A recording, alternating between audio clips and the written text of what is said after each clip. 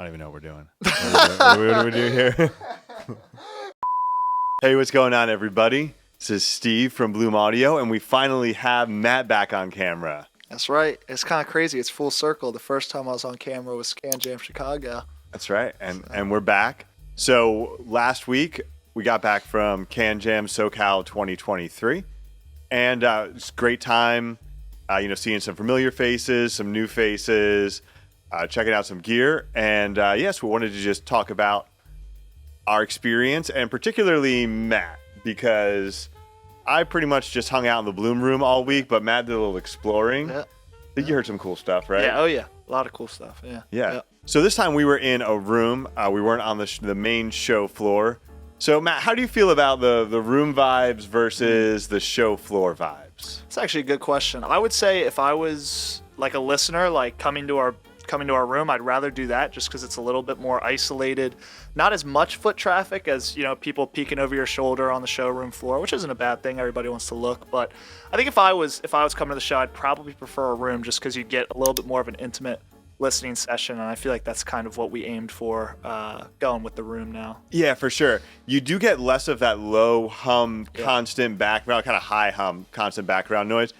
Every now and then with open back headphones, though, you do get that. Oh, yeah. It's almost a little bit louder when you're in that smaller space and you got somebody really testing, can these do 120 dB with this amp out of these headphones? Let's find out kind of thing. But overall, I think the room is, you get a little more space not more space. There's less space, so less noise, easier to really get a focused demo than being out on that show floor, for sure. Yeah. So what were some of the things you got to check out on the show floor this year? Yeah, I got to check out quite a bit.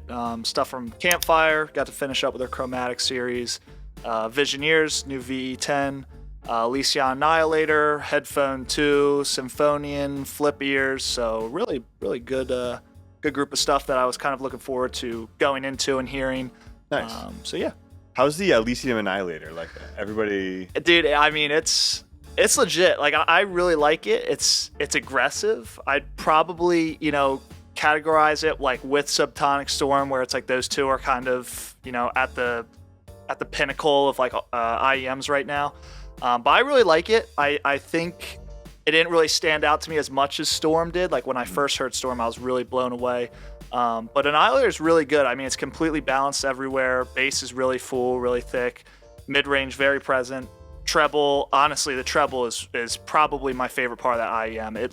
It just shines. It's really fantastic.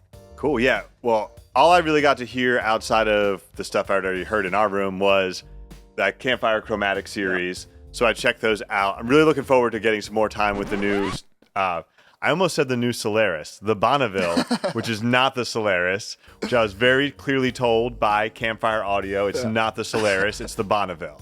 Back in the room, what were some of the things that seemed like they stood out to our visitors in the room, people who came by and checked out? I feel like the 64 Audio Velour was a huge hit. Everybody kind of liked the Raven, but it didn't quite dominate as much as I thought it would. Mm-hmm. And granted, there were a couple other people out there who had it possibly, so a few people had heard it before in various forms. Was there any other kind of big room standouts? That's a good question. I feel like Aura got, maybe not as many listeners as I anticipated, but it got the reviews that I expected of just being, oh yes, this is a great IEM. Like, really great tonality, very pleasing sound signature. So I think I kind of expected that. I think I expected more people to listen to it, but for the people that did listen to it, Aura seemed like it was a pretty good hit. Yeah, and of course we had stuff like a DCS Lena in the room, and I think for a lot of people that was more of I think we call it an aspirational listen, where I don't know that we had many DCS Lena shoppers listening to it, but it gave people an opportunity. They might be listening on a topping stack at home to check out, this is what 30K of, audiophile DAC and amp sounds like. So that part was pretty cool. We also had the new head amp prototype in there. Again, I think they had some more serious listeners over at the head amp booth, but we got a lot of people, really good feedback on that with the headphones. You were kind of IEM side. I was kind of amp side most of the time, Oh, and you know what? The Fur prototype was actually probably the biggest biggest hit, I would say. Outside. Yeah, I think that was the room surprise. Yeah. Electron 12. Yeah. Electron 12. Yeah, that fur prototype single 12 millimeter dynamic driver. Definitely a lot of really positive responses to that. Yeah. So what was your biggest surprise of the show?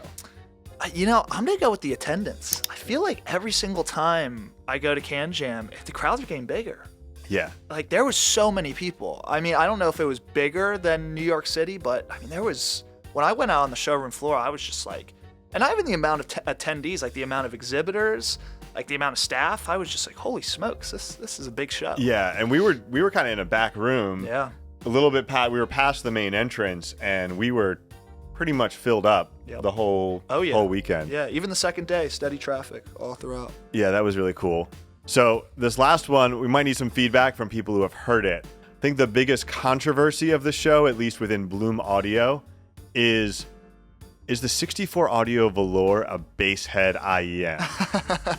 Well, you know my thoughts as we've gone back and forth in the office, but I think it encroaches bass head territory. In my listening preferred sound signature, I would say it's bassy. So I am interested to see what people have to say. Yeah. I'm not quite convinced it's bassy, but maybe there's something wrong with my ears, which you should all be wary of, I guess. Could be mine too, you never know. Yeah, so we're looking forward to being down in Dallas in November. So at least some amount of Bloom people are going to be there. This time we'll be out on the main show floor. So hopefully you guys can stop by. Definitely drop in the comments. Let us know, if you stopped in our booth or just if you had a cool CanJam experience that you want to share. Thanks for watching. Be sure to like and subscribe. And we'll be back soon with more high fidelity audio content. If we get enough likes on this video, we might even let Matt do another video. So like for more videos from Matt.